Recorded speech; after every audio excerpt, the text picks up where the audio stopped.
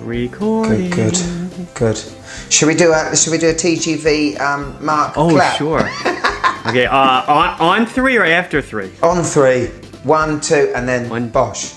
Got it. Okay, ready? 1, 2, 3. Oh, that's all right. We messed that. That's all right. No, it wasn't. I did it way before you. Let's do it again. All right. So we go 1, 2, 3. That like that, yeah? Yeah. So we'll do. Okay, ready? Okay. 1, 2. 1, 2, 3. 3. It's a little bit delayed. It's a little bit delayed, I think. It's hysterical.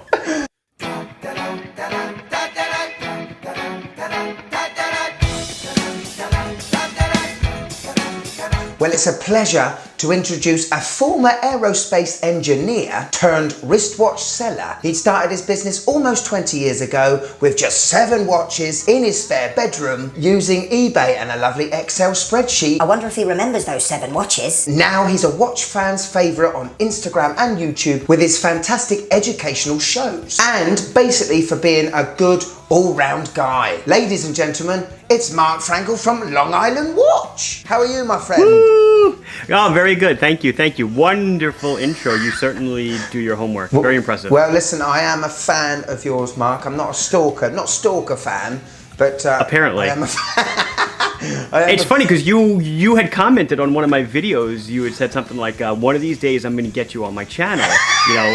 And I'm like, but you've never asked me. Oh. And then it turns out I guess you would direct message me on Instagram, which I don't check. And then I was like, oh my God, I'd love to be on your channel. Absolutely. Oh, thank you, man. Right, can we embellish a little bit on my little intro for you, Marc? Because I'm very interested, because you are a entrepreneur, which is fantastic. And we'll talk about that a little bit more in a minute. But yeah, talk to me about your history, that all those years ago, 19 years ago. My goodness. It's funny because I was just filling out some legal paperwork and they needed the date I originally started in business. Wow. So it turns out it was December 10th, 2003. So it's just about 18 years now that I started the real business name, but 2 years prior to that I started selling on eBay. So it is 20 years now. I started...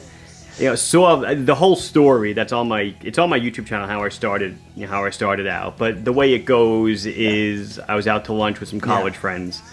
Buddy of mine was wearing a watch. I dug it. I said, "Where'd you get it?" He told me eBay. "What'd you pay?" $85. And I said, "That's all." It was beautiful. It was an Elise Open Heart with an ETA movement, 2824 for $85. And I was like, "Wow, that's a good watch." And I don't know. I just got my idea. I could sell watches like that. Contacted the guy who bought it from, and I bought 7 of them.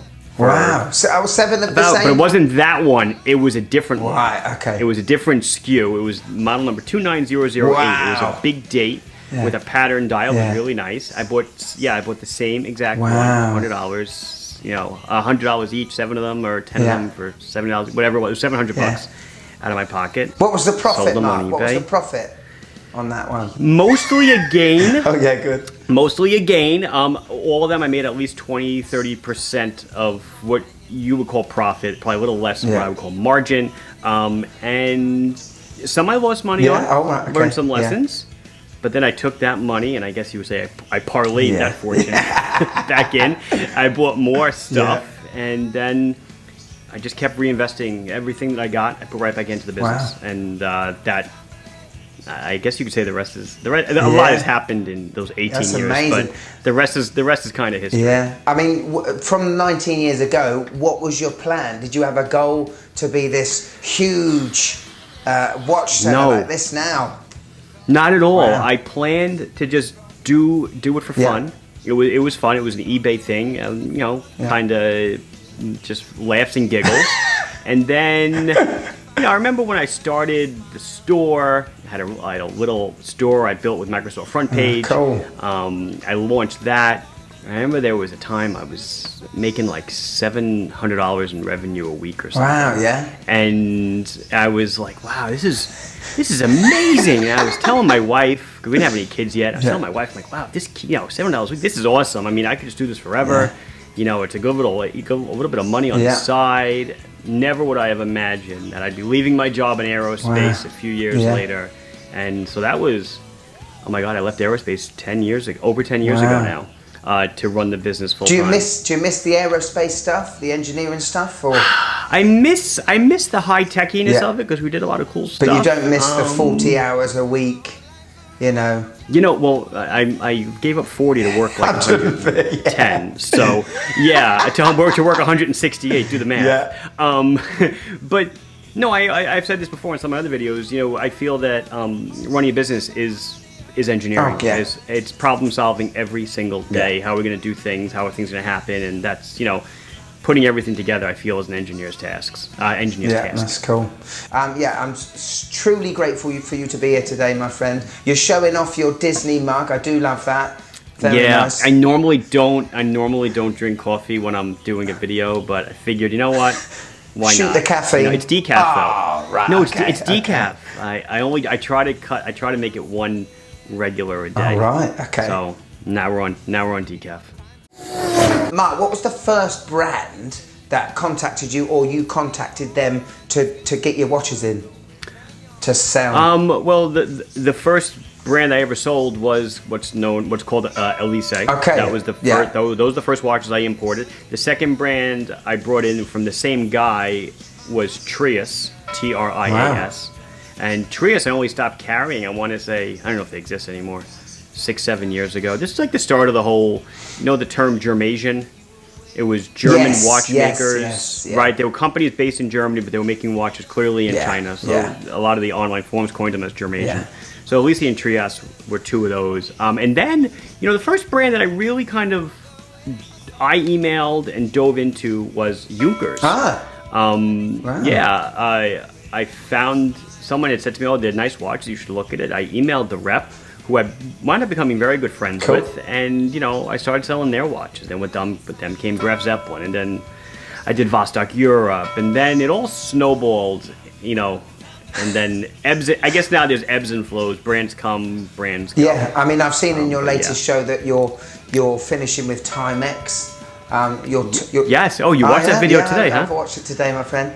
Did you watch the live stream? I didn't know. I didn't watch the live stream. Not yet. Oh, there was a live stream. You could have chatted with me. I would have said something to you. I would have said, "I'll see you later."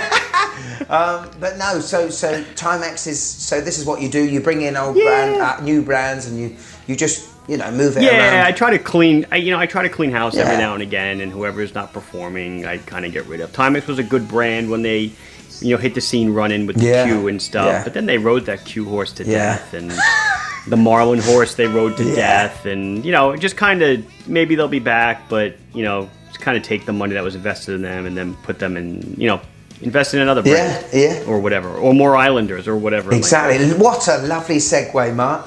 You like that? See how I did it on purpose. Even know. Let's talk about the Islander. Okay, let's talk about your actual watch brand, because you not only sell watch brands, but you've got your own brands now.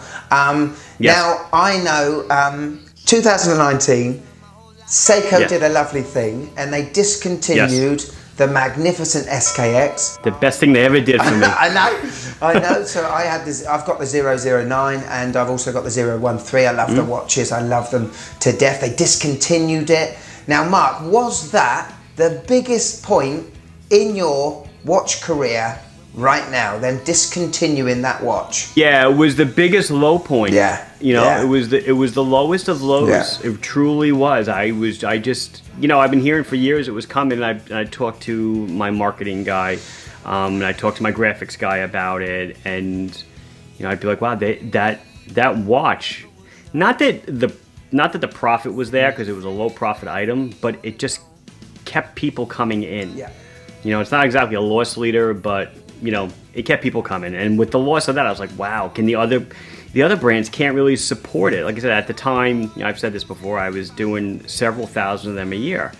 And I was like, oh, what am I going to do to get out of this, turn this around? And sure enough, I kind of had this brainstorm. Well, I'll just do what they refuse to do, and that kind of paid off. Yeah, and you haven't looked back, Mark. You haven't looked back. No, it's growing like insane. I just got in number 124. Wow, that's incredible. So yeah, it's flying. Yeah, that's incredible. So, Mark, if no one heard of your brand before, what would you call your watch brand? What would you call it? Well, Well, the name of the brand is Islander. It's the Islander. Yeah.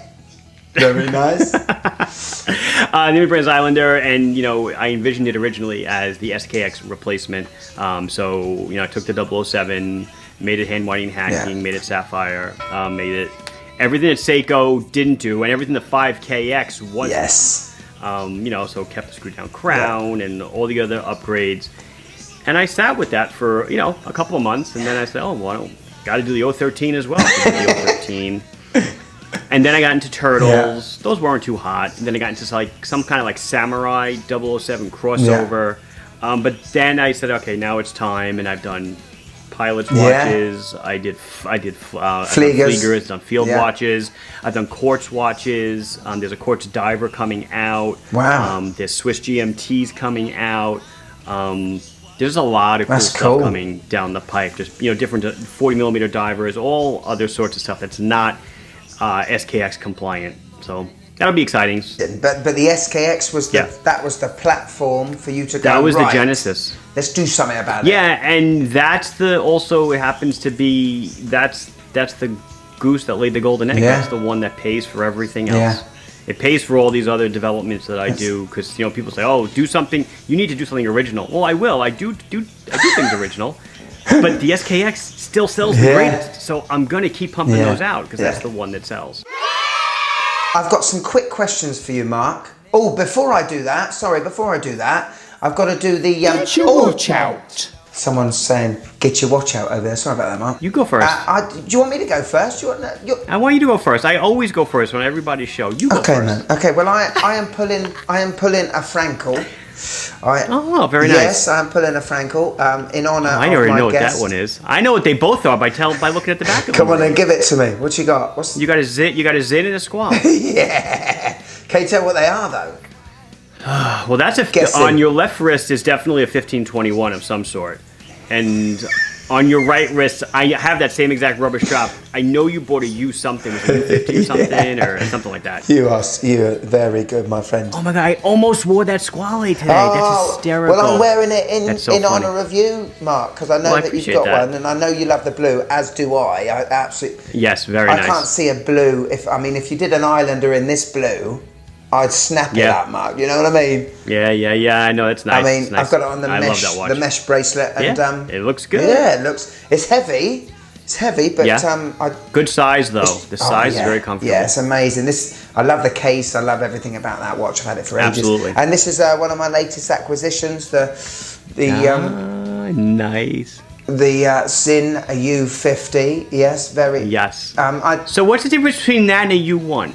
So a U1 is about... Because I have a U1, that's why I'm asking. Oh, right, okay, so a U1 is about 72 in diameter, isn't it? It's a huge thing. It's 43, I think? Is it? I think, oh, maybe it's 44? Yeah, I think it might be 44, and this is it's a 41 to 42. Oh, okay. Plus, you only got 11. Oh, man, that's thin. Very nice. Cool. That's me, Dan. Okay, so is it my turn? On.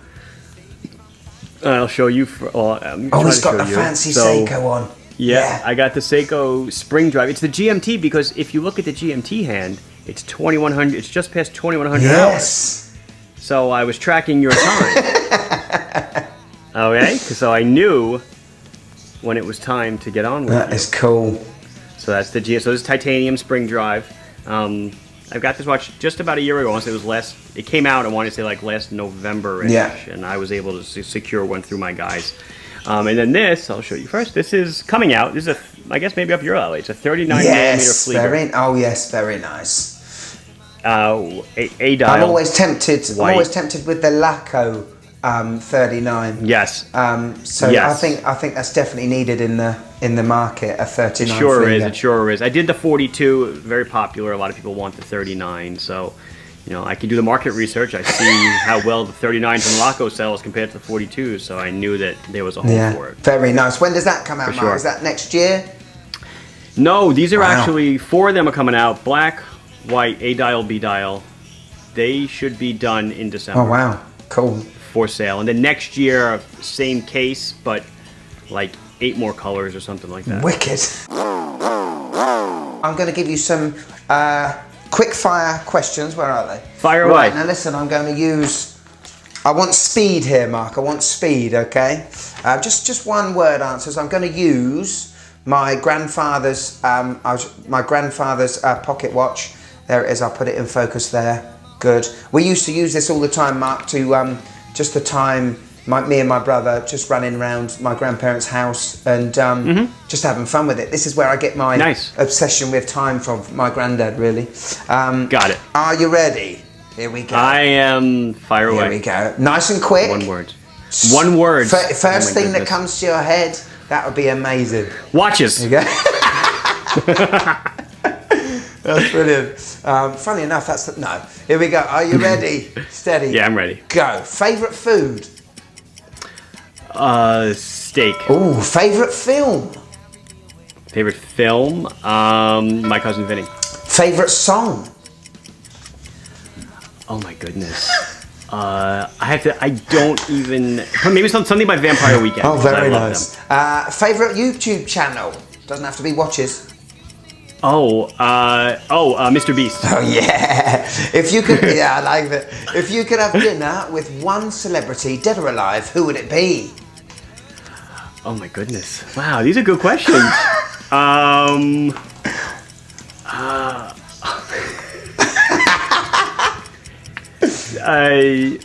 Give me a second. That's all right. You probably know who he is. Dan Ariely. He's a behavioral economist. Oh, wow. Blooming heck. Awesome. Favourite watch brand? Boring question. Oh, Seiko. Seiko. Least favourite watch brand? Hublot. And favourite Ninja Turtle? Raphael. Oh, we're in. Love it. 1 minute and 10 seconds there, Mark. I've got some subscriber questions for you. Sure. My guys and girls gave me some questions and I picked 5 and I think they're quite interesting. Fire away. Sure. We know you like to wear 2 watches, but have you ever worn a watch on both wrists but still take your phone out of your pocket to check the time? Yes. Yes. Absolutely. And there's a good reason. There's a good reason. Because, like, getting my kids out to the bus. Oh, yeah. They start, I swear, they're on GPS. And we're the first stop. So that bus rolls. Oh, right. My first one, 6:29, the bus is there. Is it? So no matter what, well, 6:29, I'm probably not wearing a watch yet. But by 7:12, for the second guy, I am wearing a watch. Wow. And, you know, if it's a minute off, he's going to miss the bus. So I look at the phone. Okay, 7-Eleven. Get your butt outside. So I have a good reason for that. Okay, I'll let you off. I'll let you off with that one. Thank you. Number 2, what watch helped you create your passion of horology? Well, it was this LAC watch, really. Well, no, that kind of spawned the whole business aspect. Yeah. If there was a watch that, you know, I have sentimental watches, my father's watches and stuff that I have memories of. But there's a watch that kind of like sparked it all in me. It would be a Swatch Body and Soul Irony that I got. My wife bought me, actually. Girlfriend at the time, from eBay. Probably around 2000 or 99. And 99, yeah. And it was totally see-through. Oh wow! So it's like it was like an ETA movement, but skeletonized, and you could see right through it. And I used to take a loop and I'd stare at it. You and being I'd see an all the engineer, gears interact, and I'd be like, "Oh, that's so cool." And I would say that really, believe it or not, that's cool. That sparked an interest. So it's thanks to your wife. Everything's down to the wife. Wow. Yeah. There we go. Don't tell him. Yeah, I know. Are there any watches in different case materials, from bronze to maybe titanium, in the works, Mark? No. Whoa. I'll answer that with a one-word answer. The answer is no. There's nothing in the works. Okay. Would I ever consider doing a titanium SKX? Absolutely, I would. Or a titanium Islander. Yeah. I would. Or a bronze. I certainly would. But I've always, and I still am, focused on the lowest hanging fruit. Affordable. If I make a bronze watch, it's going to not be in a tremendous quantity. Yeah. So I'd rather make something in stainless steel in a much larger quantity. Yeah. But eventually, I'm sure we will get there. What is your most worn watch, Mark? What do you wear the most during the week, or do you just rotate? No, I don't. It's, you know, of the 100 and whatever watches I have, there's probably 15 or 20 that get worn, in a usual cycle. Okay. I would say the matte polished blue is the one that I wear the most. Yeah, that's the watch that you had in your last Yeah, show. probably. Beautiful. Probably, yeah. I love that one. That probably I wear the most. That's cool. Very nice. Are you planning to do a State of the Collection show? I know. I'm long overdue. I know. A lot of people asked for it, and I said I would do it, and then, life gets in the way. I never got to it. But yeah. Yes, I will one day. I figured out how to do it. I could put the tripod right over the dresser, and pull out the drawers and pick them up. And I figured if I dedicate about 30 seconds each, I could finish the video in just under like an hour and 15 minutes or so. So that's brilliant. Yeah. I know there was quite a few questions, the same question about that. I know a lot. I said I was going to do it when I got the drawer. I said I was going to do it, and then I just never did. Oh, did you see that? Yeah. I need to get one of those to get my. I hope it went up and not down. It did go up. It did go up. Super. I gave Marc a challenge. I gave him a challenge, a 3-watch collection to give me, an air, a land, and a sea collection. The other caveat was it had to be under £1,000 or $1,000 dollars. And I've set the task. I think he's done well. Obviously, I have. I've tried. Thank you. What do you want to give me first? Well, let's go with air. Oh yeah. So it's a Seiko, obviously. Sorry. Yeah. The other thing, it had to be all Seiko. I don't want people to think, what the hell's wrong with this guy? He only picked 3 Seiko. Yeah, no, it's the Flight Master, because I know it's overdone. Cool. I know everyone talks about it, everyone does it, but I just think for 200 and change bucks, it is just like, oh look, you have one, just like everyone else. But doesn't everyone? Exactly, just like everyone else. I just feel for the price, it just does everything. It's good looking. It's not simple, of course. It's a little complicated. It's got a nice slide rule, but it's got an alarm. It's got a chronograph. You can use the alarm for a second time zone if you want. You can set it up that way. Yeah. Screw down pushers, screw down crown. 200 meters of water resistance. Just not something you find in a chronograph unless it's a diving chronograph. I just. It's cool, isn't it? Yeah, I just can't believe. I was gonna ask, why do you think it's so popular? But I think you just said it. That's why it's so popular. I think it checks so many boxes for so many people. It just does. It portrays everything very elegantly. Like I said, even though it's a busy dial, it's not a very busy looking watch. I don't think. No, it's beautifully busy. Yes, that's what you know what I mean. It's not a blue. It's not a Blue Angels where there's calculations going on. It's crazy. I just think it's it's eloquent. Shall we do the land? Oh sure. Let's do the land. What you land. And I think this is a great piece because it's called the Land Shark.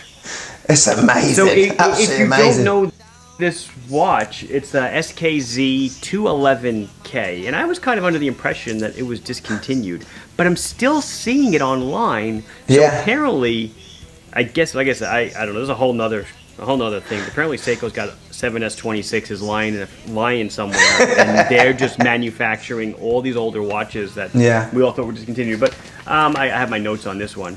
So it's actually a 7S36, not even a 26. Oh really? But it's a 42 millimeter, 14 millimeters thick, mineral crystal, 21 millimeter bracelet. If you're keeping score, just like the Flighty, right? A lovely Flight Master, But it's got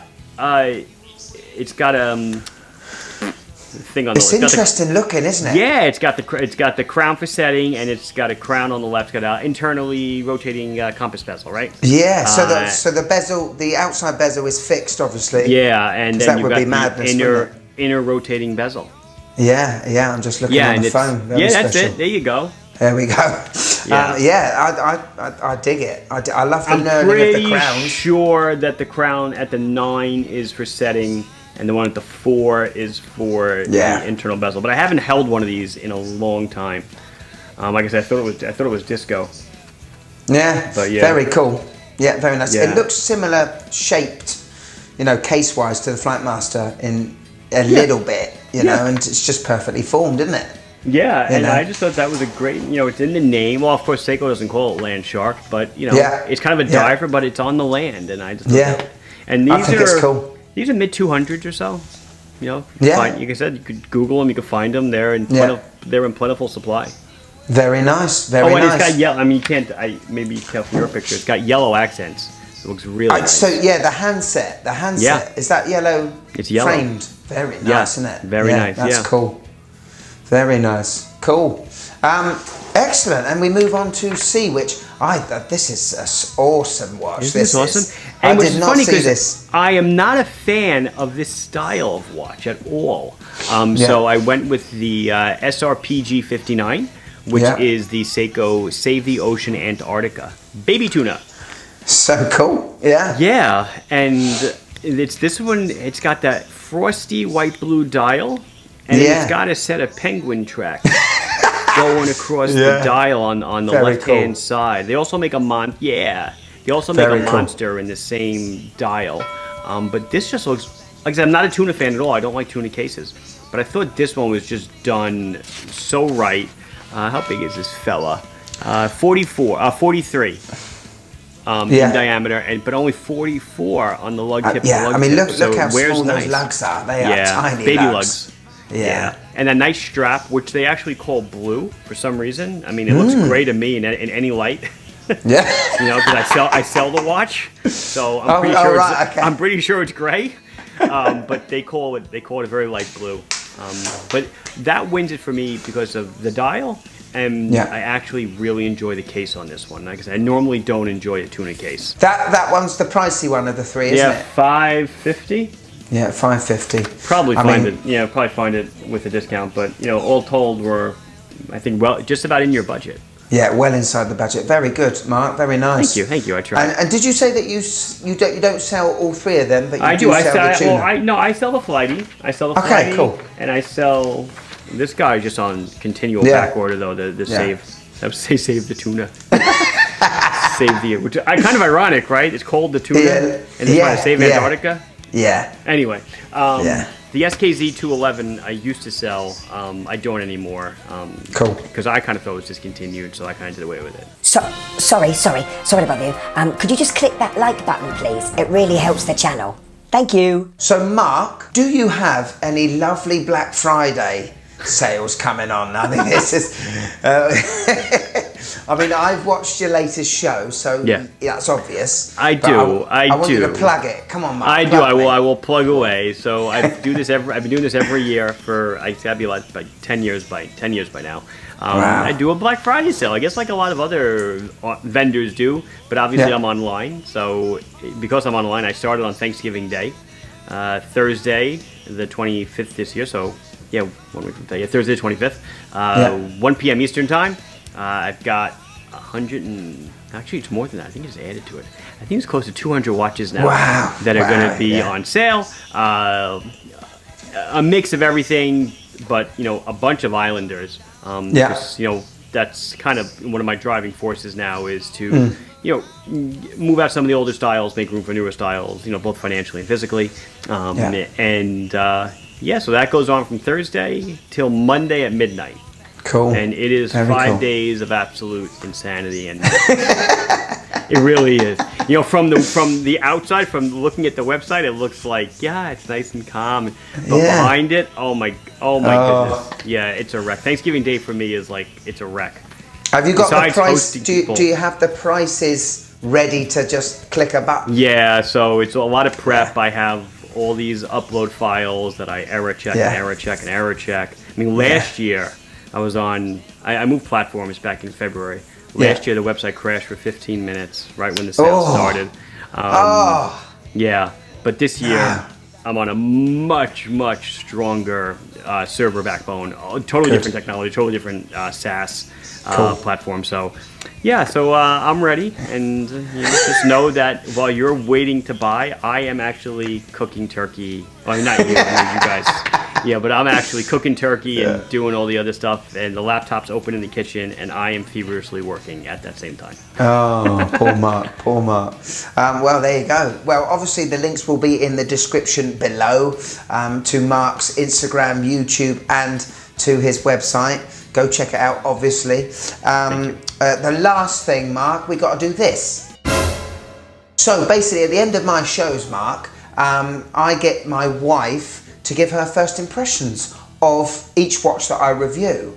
I'm interested to see how the relationship between you and your wife works with watches. What does she think about your collection to start with? My personal collection? Yeah. You know, she likes it. Yeah, I know that she thinks some are. I know she thinks some are ugly. Yeah. You know, and you know, it was funny years ago. You know, I started carrying Orient. So now I'm going back. 14, 15 years ago. Wow. Orient had a little Submariner lookalike. It was a little 100 meter. Yeah, it was done in black and done in blue, and I wore that watch a lot. And then in 2006, I bought a real Submariner.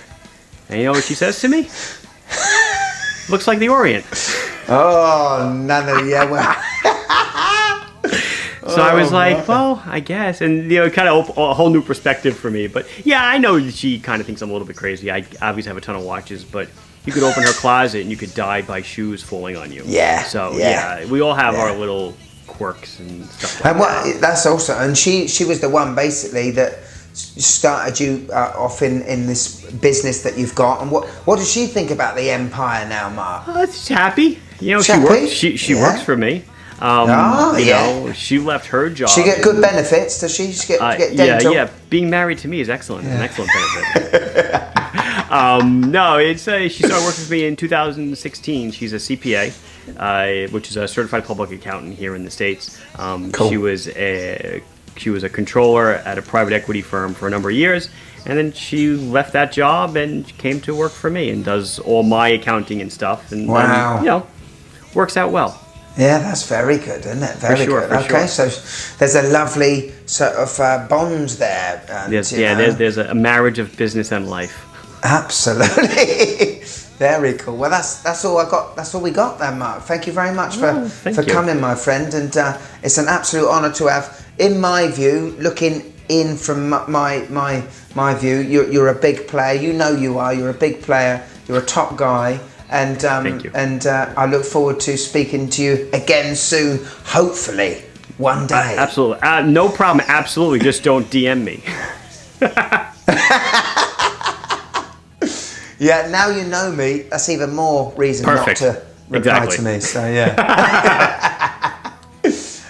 thank you very much, Marc. Thank you, sir. Take care. Be good. If you've lasted this long on the show, why not become an MWC certified member? In the top corner of your screen, right next to the subscribed, you'll see a join tab. Joining that will give you these benefits. You'll get a unique badge for any time you comment on one of the shows, making you look special. You'll get access to members-only community posts, exclusive updates to future episodes, exclusive giveaways, and get to see the weekly shows before anyone else. But I promise to make it worthwhile to you guys.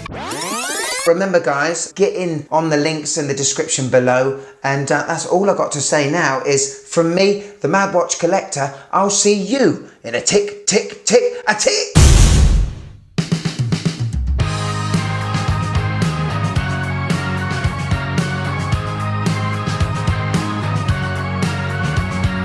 Every little second, every hour, every minute.